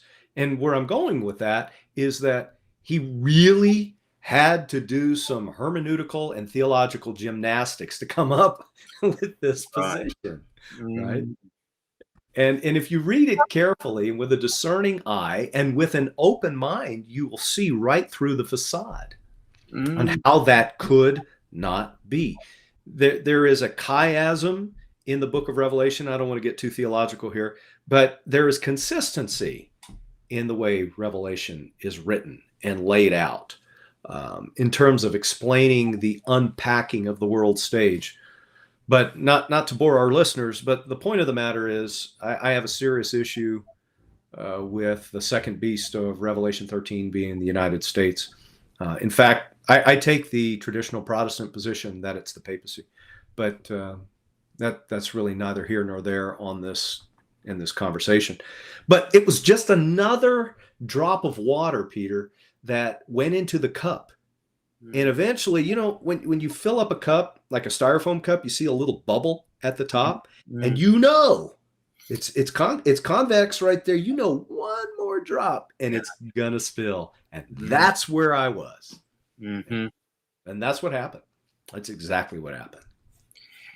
And the diet aspect, I just saw it, like I said, and it did much to strengthen my body. My body was malnourished; it was sick. My latest blood work from last October, I talk about it in a video on my other channel.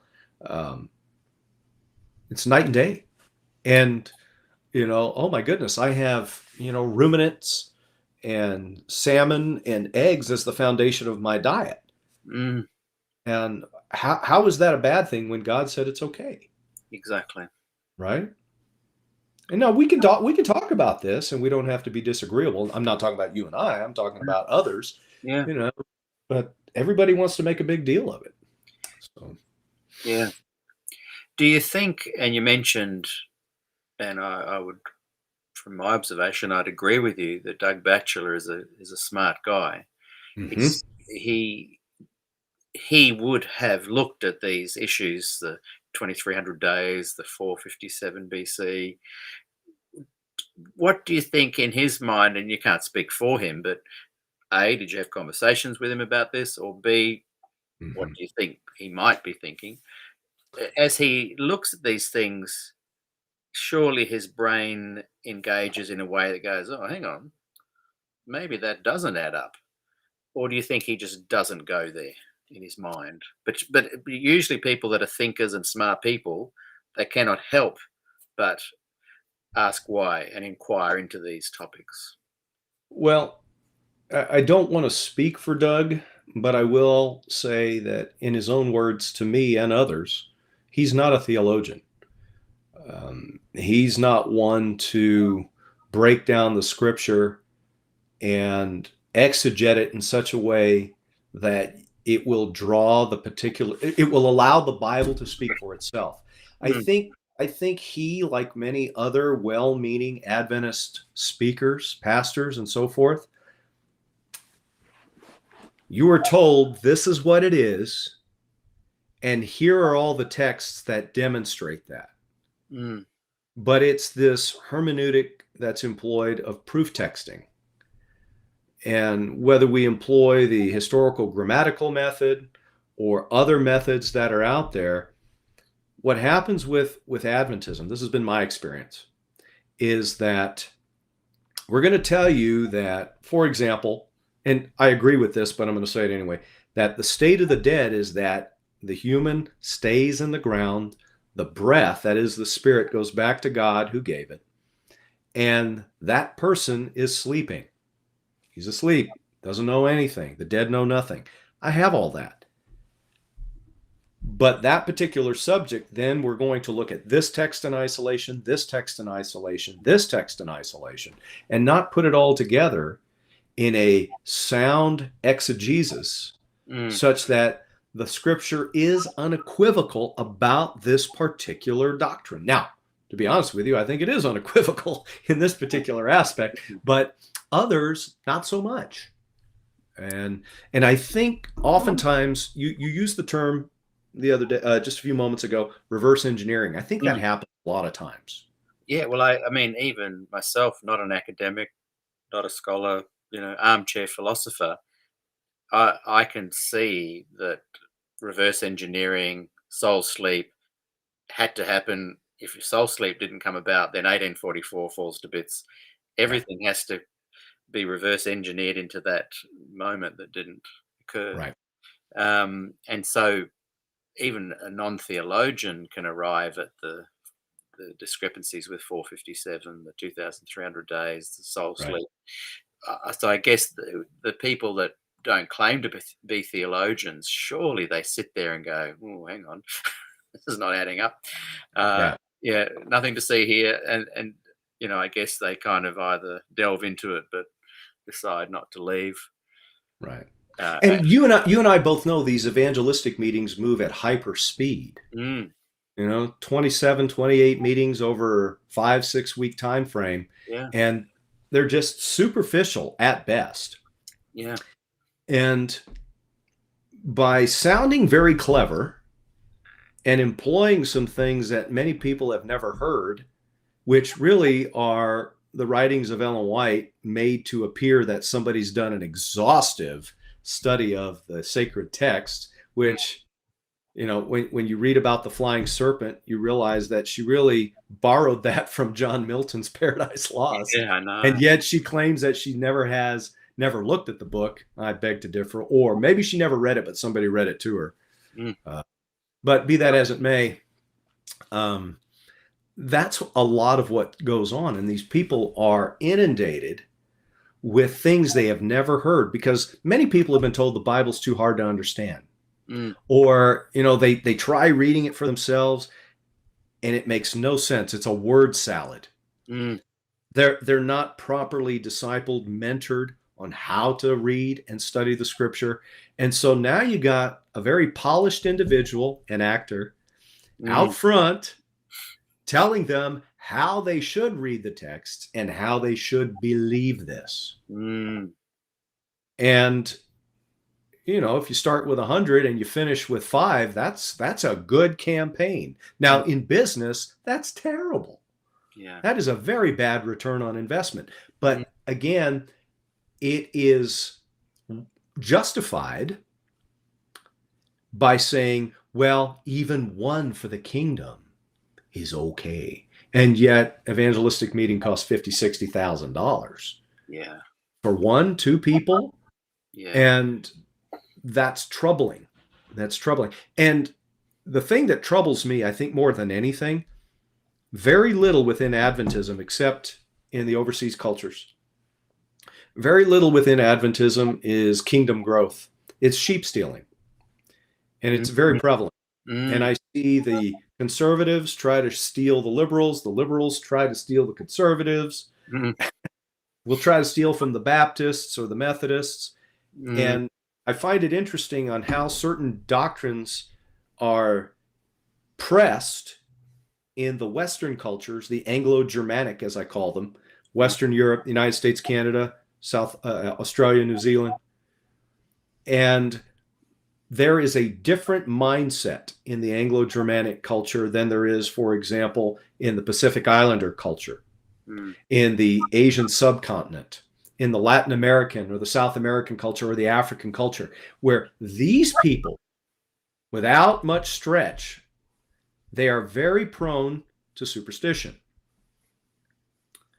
Now, somebody comes in and starts talking about marks of beasts and various and sundry things that scare and take that propensity to superstition and take it to the next level and the next level. And the other thing that I found too is that, for example, the diet issue, without fail, every time I've heard it in North America, they talk about the clean biblical diet, which is all well and good. But without fail, I have never heard a speaker not mention that he is a vegetarian. Yeah. Right? They don't do that in these other world cultures. You don't mess with what I eat. Yeah. Yes, exactly. Right? Yeah. Yeah. And it's a truism. So there's another inconsistency right there. Yeah. Yeah.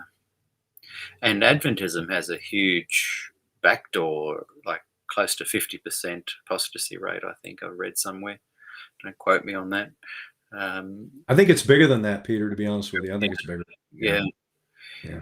I remember there was I won't bore you with the details, but there was a post that I wrote on somewhere on Facebook, and I'd said, I think there's something like 60% of Adventist young people leaving the church in this part of the world. And I got a fair bit of pushback on that. The one one of the pastors said, "Oh, where are you getting that stat from?" And that's not right. And I said, "Well, I'm pretty sure it's pretty high anyway." And anyway, when I researched it, I'd found an article in the Australian Record Adventist, magazine that said, um, you know, something like huge rate of youth leaving the church. Now, when you read the church in an Adventist magazine, you think they're referring to the Adventist church. And this exact pastor who had asked me where I was getting this quote from, in the article, he is quoted as saying around 60% of people are leaving the church. Mhm. And so I then sent him that. I said, "Well, I got the idea from you." And he said, "Oh no, we were talking about the Christian church in Australia, not the Adventist church." And I Yeah. and I, and I said, "Well, how many do you think?" "Oh, we don't know." Yeah. But it's still a huge amount of people leaving. Yeah. And to me, that was just another little example of trying to attack the person rather than talk about the issue. Right. Um, at some point, someone in the questions has asked, what do you think is the future for Adventism?" Just a quick little aside, one of the things I think Ellen White did right in the church was to set up the unions so that they could actually look at the cultural differences around the world Right. and make decisions pertaining to those subcultures. Right. I thought that was a good idea. The And recent, her idea in those lines, I apologize for the interruption. no, no, Her idea, which was based on a sound principle, whether it was her idea or Jan Andrews or yeah, Jan Lofbro, she helped Prescott, push it. Mm, I can't remember exactly who it was.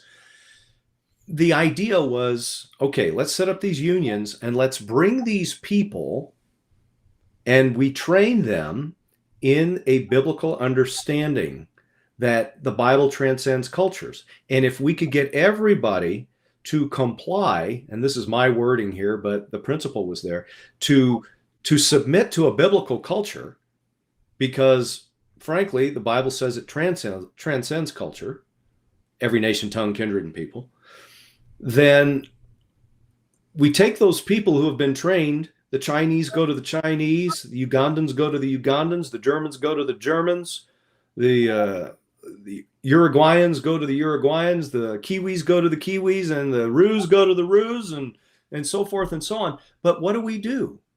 That's not what's happening. mm, What's happening is, you got guys like me, Anglo-Germanic, going into Ethiopia. mm, No. That was not the intent. And not to mention, the whole issue of colonialism has not subsided there. mm, mm, And so that right there sets up a barrier. Number two, there is a lack of solidarity.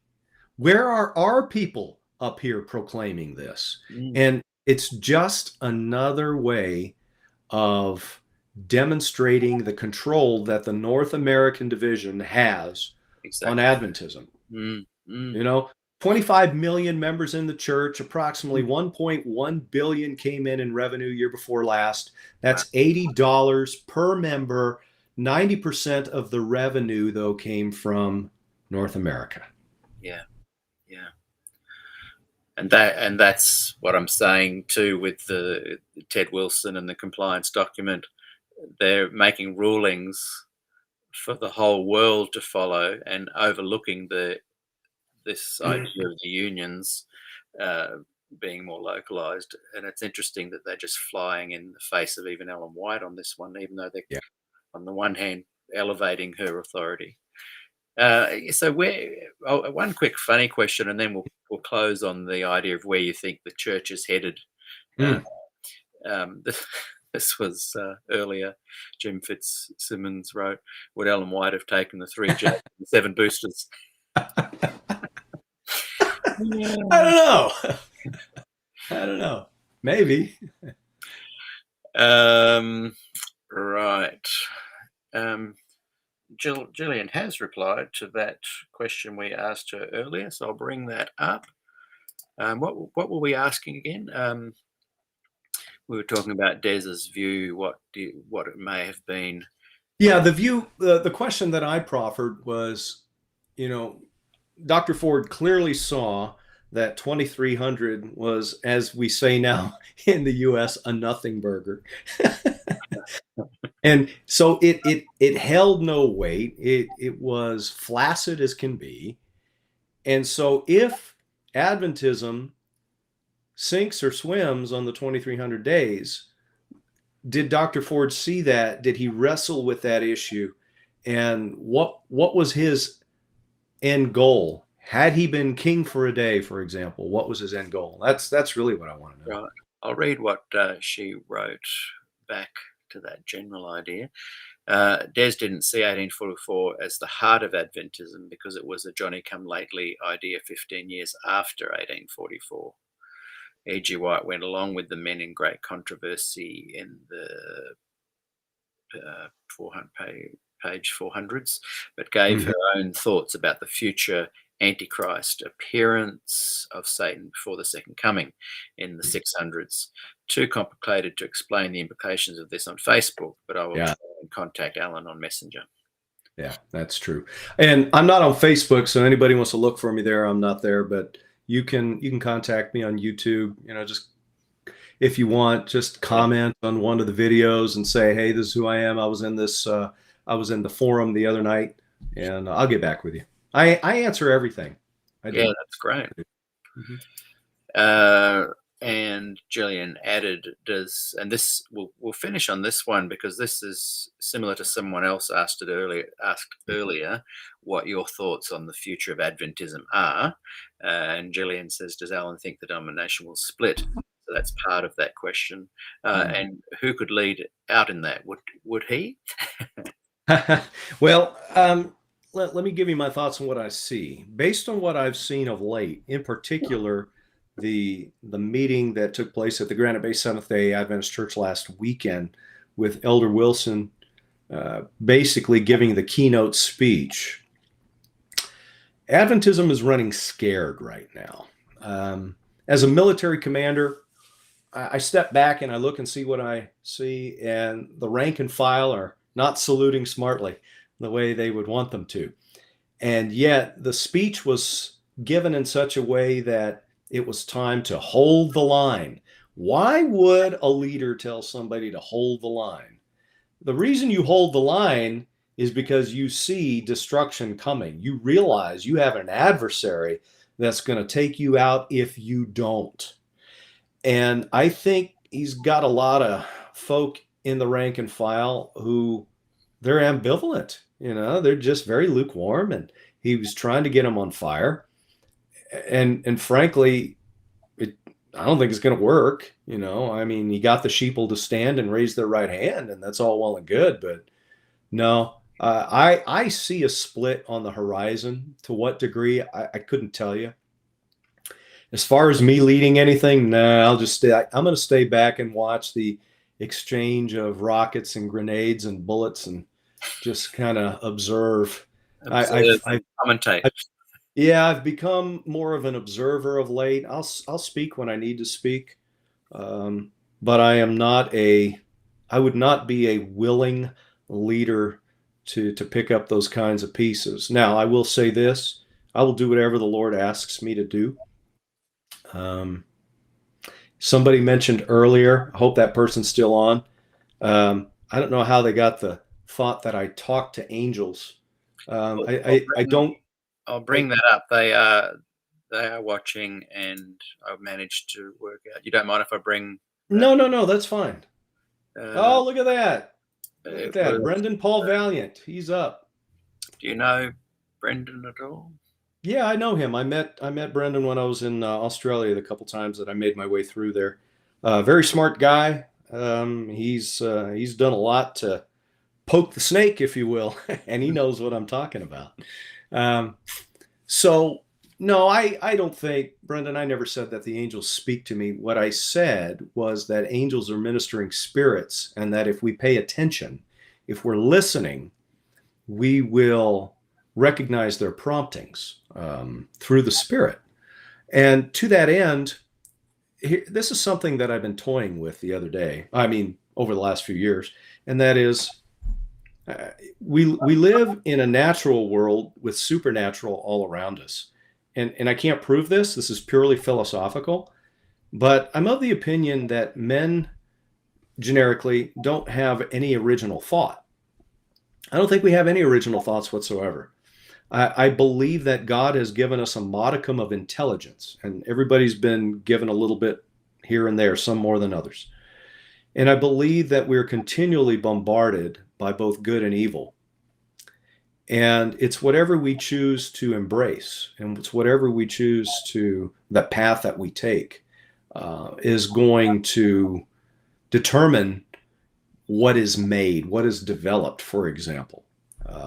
Again, we have a modicum of intelligence. A seed is planted, it grows. We start to think critically about it.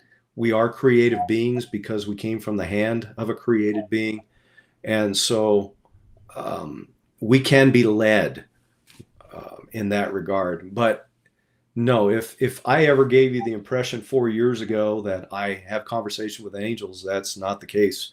But I do believe they are ministering spirits to guide us into all truth according to what God has laid out. And in that same light, there are ministering spirits for the adversary, and we could obey those just as much as we obey the agents of light.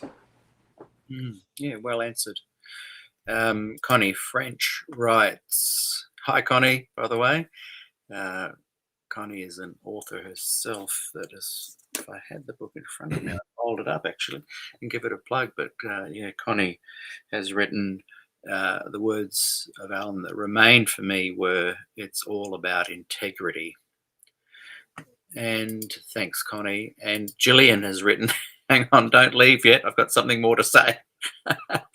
Okay, Gillian, if you write that, I'll bring it up.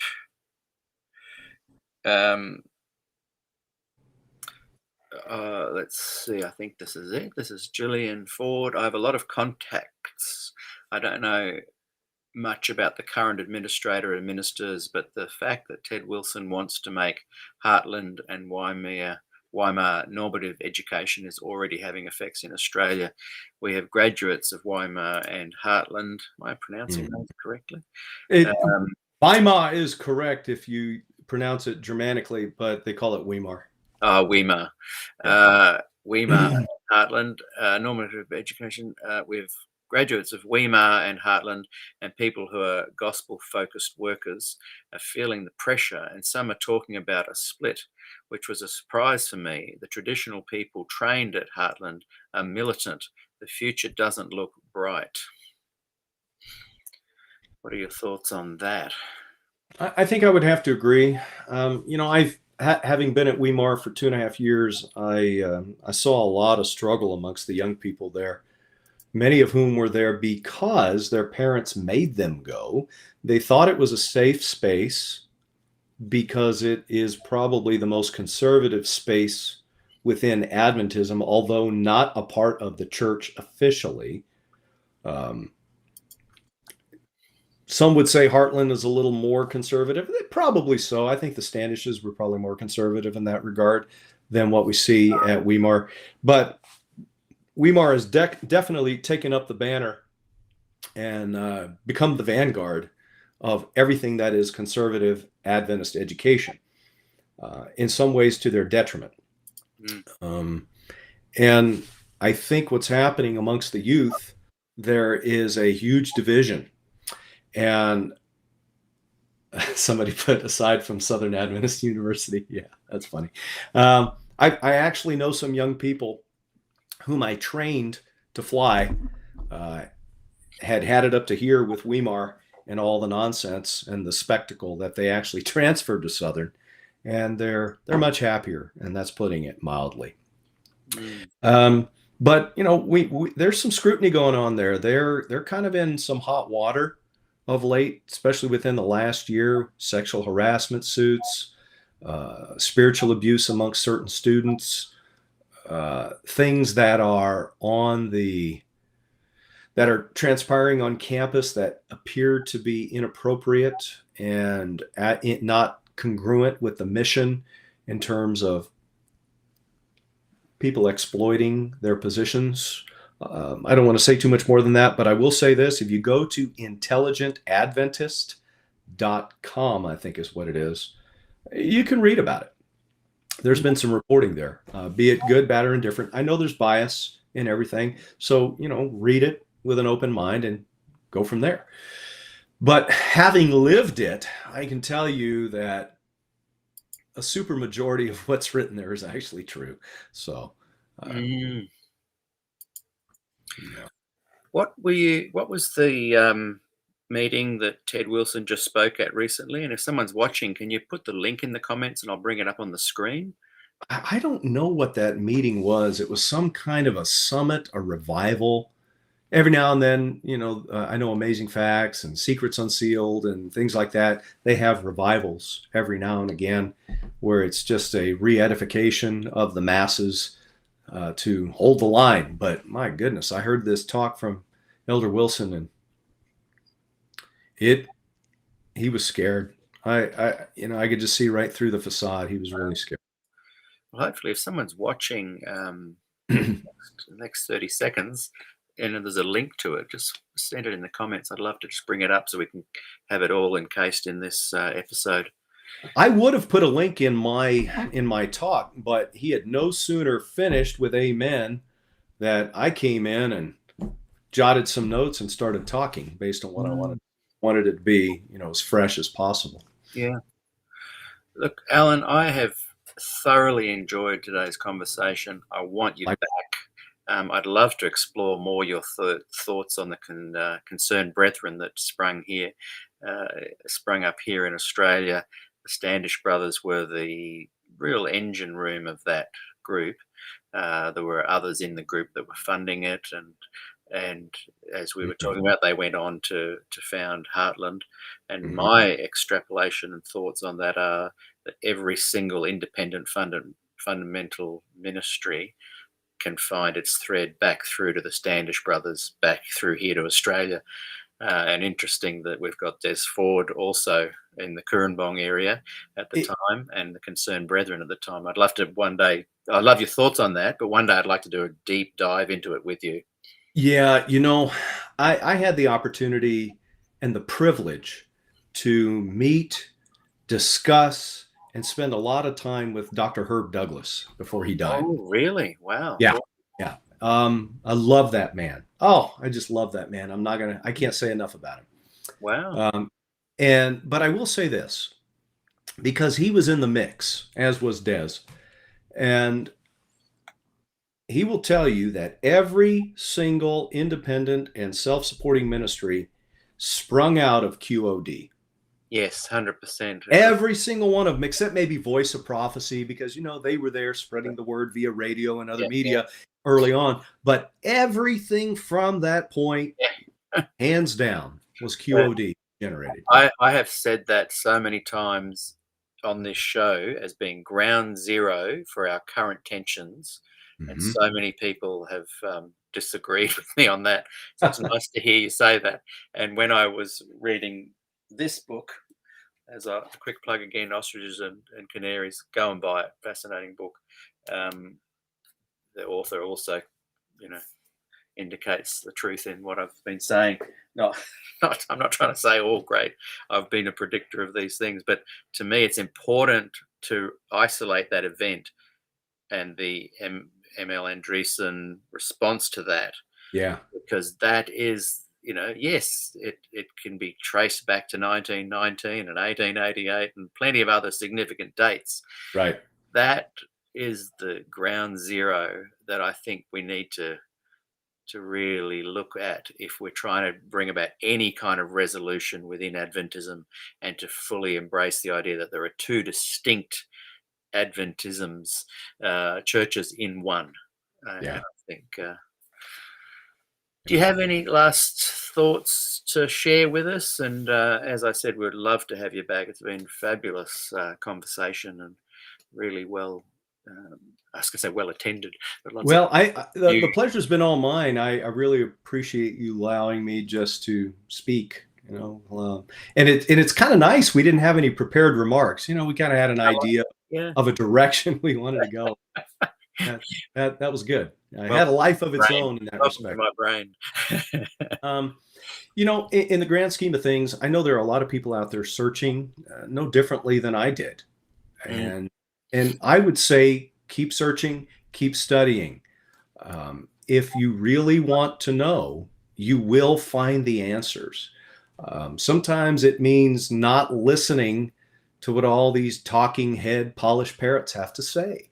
It means actually opening up a book and read, instead of listening to a secondary or a tertiary source about what Des Ford or Walter Ray or whomever believes. Go read what Des Ford had to write. Go mm, read what Walter Ray had to write. yeah. And, you know, it takes a little bit of work.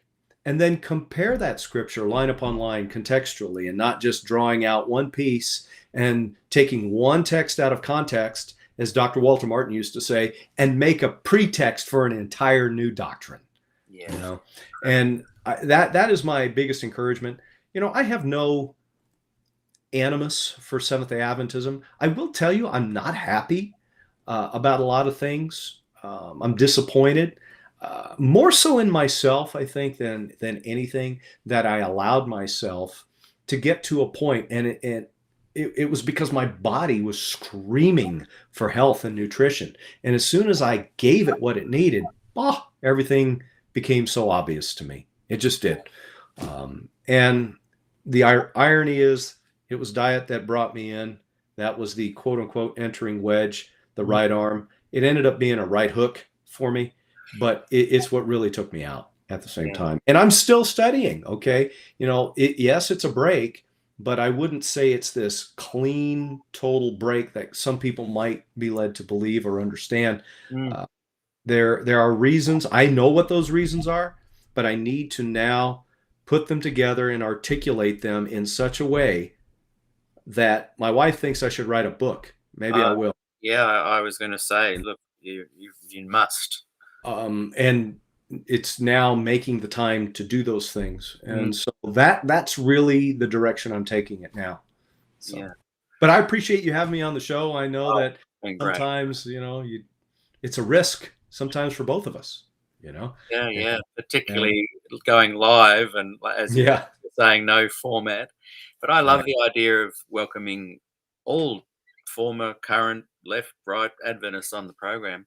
Vaxxer, anti-vaxxer, I don't mind. Come on the program.